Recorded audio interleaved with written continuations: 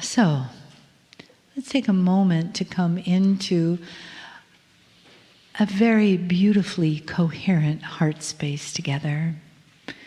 All of us breathing softly, deeply into that place of gratitude, into that place of appreciation for you being here, for us being here together, for the family that we are, caring for each other by showing up here and in the rest of our lives with the changes that we've learned about this weekend,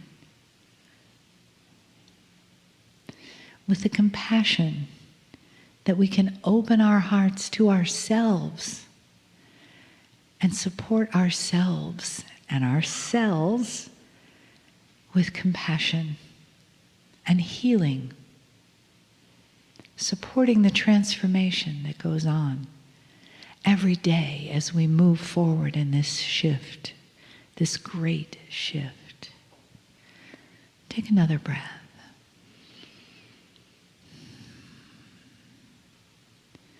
And allow yourself that yes inside, that this is who I am. This is the love that I am. This is the compassion that I am. This is the wisdom that I am. And this moment is the moment of openness and love that I am here for. And I am ready to receive each beautiful piece of light, love, and wisdom from Kryon. Greetings, dear ones. I'm Kryon of Magnetic Service. It's a simple channel.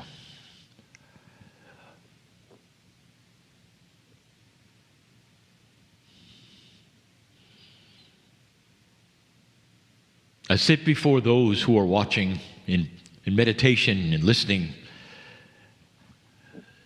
many after the fact.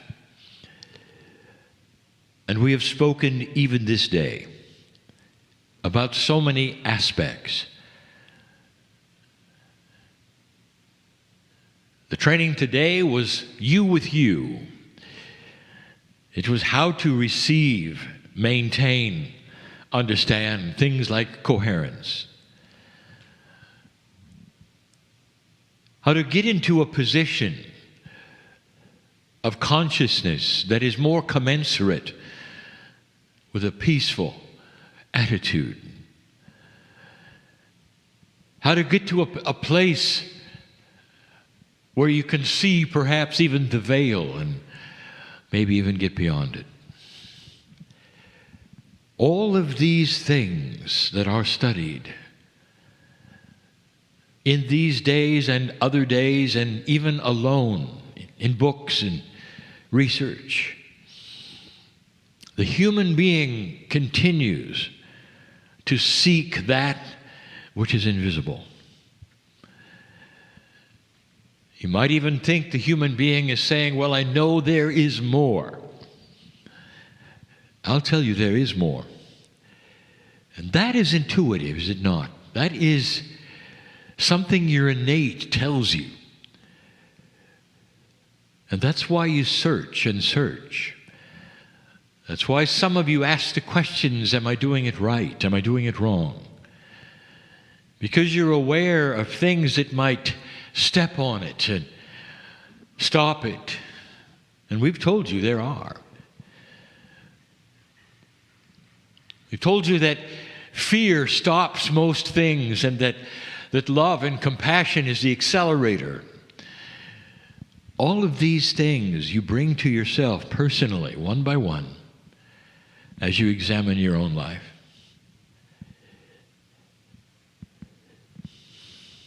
You know, there is a reason why in certain belief systems the priests are called Father. there is a knowledge that perhaps is intuitive, that the central creative source of all things is like the love of a parent that's beautiful, a balanced parent, but beyond. And you'd be right. Not a bad parent, not a dysfunctional parent like perhaps you'd find in humanism, but instead a multi-dimensional creative source parent that knows no boundary when it comes to love and compassion and beauty. Can you imagine such a thing? That the Creator, if you wish to, is the Mother, Father, God, that all of the things that you think of, that you experience out of the womb, is also there on the other side of the veil. You'd be right to think that, and that is, if you want to even call it the mind of God. If you want to say, what does God think about? Well, first of all, God is not a human, so there is no thinking. But you'd say, you know what I mean. What is God doing? What is the perception of God toward me, toward humans, and all that? And I would say this. The perception, what God thinks about, if you want to say that, is you. Life that has been created by the Creator is like sons and daughters that you as parents would have created through your biology and your love and the raising that you would do as parents. This relationship between what you have as parents and what the creative source has is correct. If you want to know, is there a symbioticness? Is there a comparison that you can have between the creation and you as parents? And the answer is the closest one that you can conceive of. It's the closest one. And so therefore, a lot of the things that you strive for truly are already answerable if you apply that symbiotic relationship that you would have with your parents or that you'd have with God. You need each other. Does God really need you? And the answer is God needs love. If you even want to say need or appreciation or any of these human being words that don't apply to the Creator, it's the best you can do to know that there is a symbiosis, a need, a want, a desire to communicate and to love and to have you actually open the door and say, oh, there you are. If you had children that were lost or behind a veil, if you had that, if that were something that were even possible, if you could create a story that was that way, and as they chip through that wall and that veil, and finally there's a breakthrough, and you see one another, how do you feel? You may have lost them for years, and there's a breakthrough, and they see you, and you see them. How do you feel? You both are weeping with a breakthrough. That's God. You want to know the mind of God? Is waiting for you to have the breakthrough.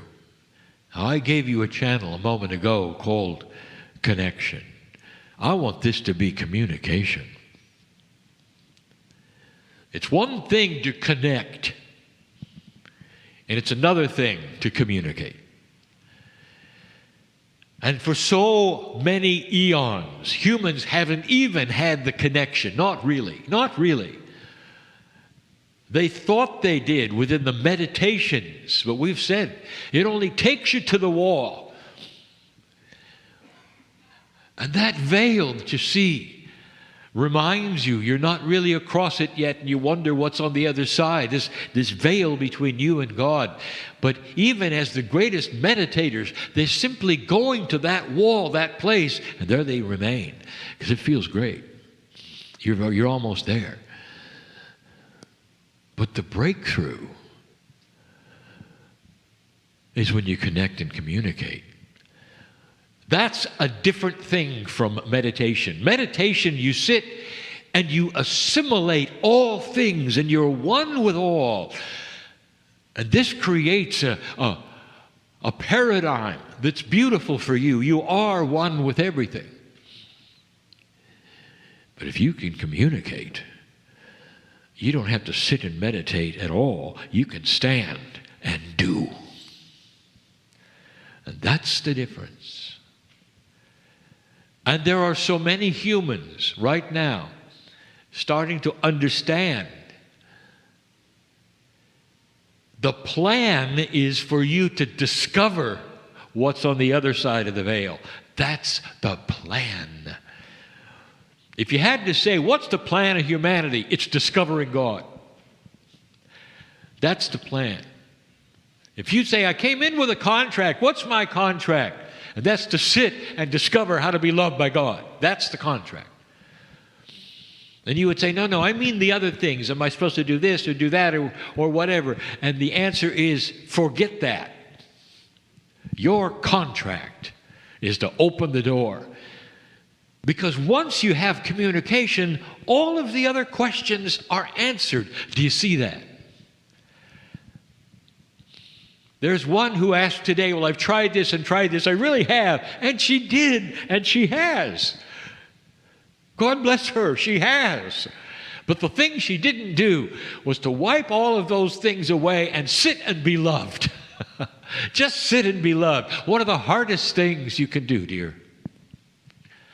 Just sit and let the love of God wash over you so completely that you have to laugh and smile about all the things you were trying, because then you realize the synchronicity will line them all up, and all you have to do is let God love you.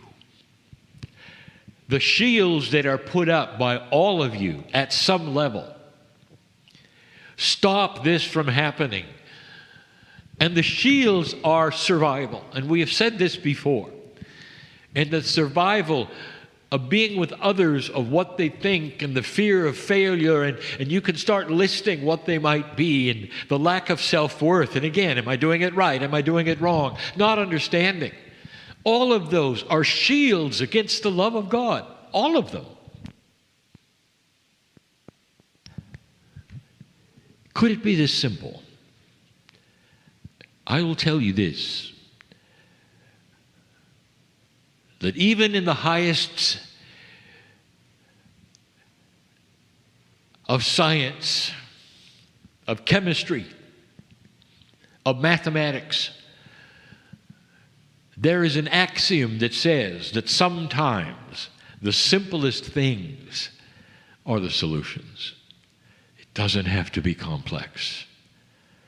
You don't have to jump through hoops. You don't have to go through processes and procedures and climb stairs to be worthy of being loved by God.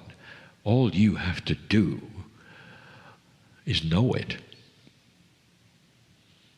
Maybe it's time for those listening to sit and be peaceful and go into that which is coherence, being one with all things, and saying, perhaps even out loud, I am ready to be loved.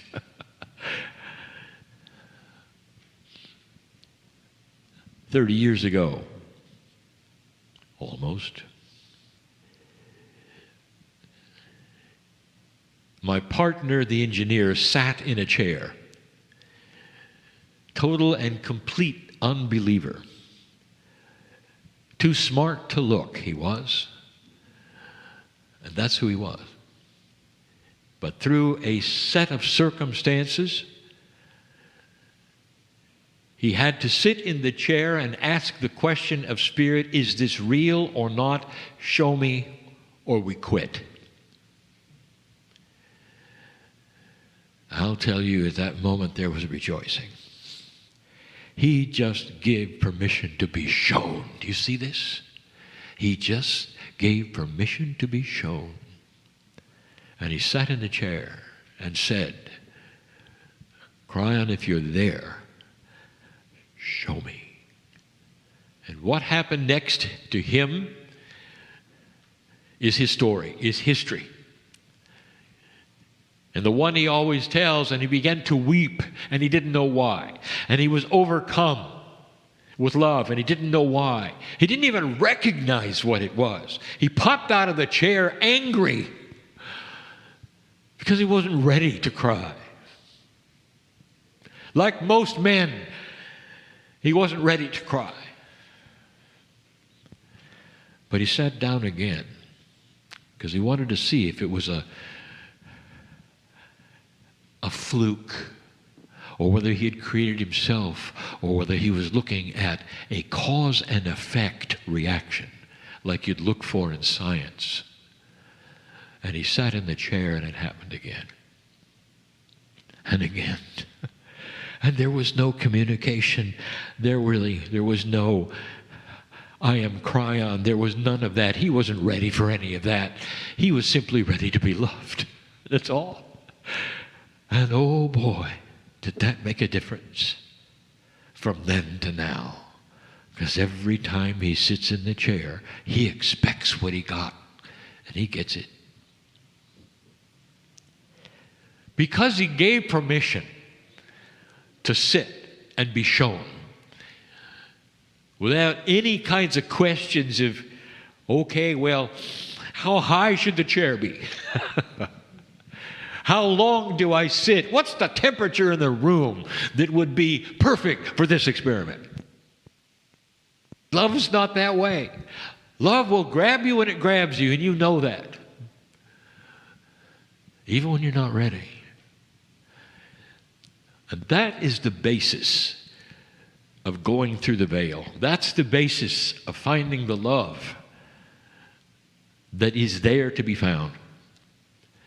And then all things will be added unto you. And that means that the things that you've asked about and questioned about, they'll come one by one, one by one. And you don't have to worry about how soon they're going to come. And don't dare ask. Because suddenly you're in this magic, if you want to call it, that world of multidimensionality where synchronicity starts to line up at its own timing, because synchronicity depends on others doing their thing as well as you doing your thing and being in the right place at the right time, and bam, there it is. Right when you didn't plan for it, it's there. How do you explain that?